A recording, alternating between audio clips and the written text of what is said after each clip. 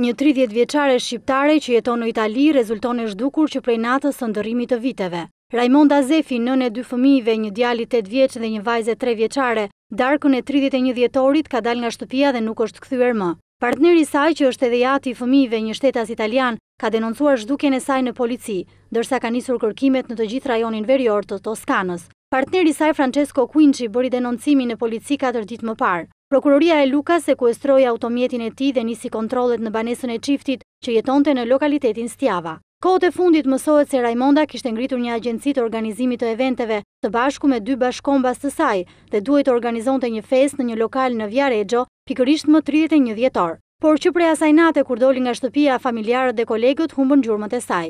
Telefoni rezultoni fikur ndërsa automjeti ndodhet në Viareggio, ku jetojnë disa të afërm të saj. Hetuesit morën në pyetje partnerin, miq dhe kolegët e Raimondës. Sipas hetimeve të para, mësohet se çifti kishte probleme prej disa kohësh.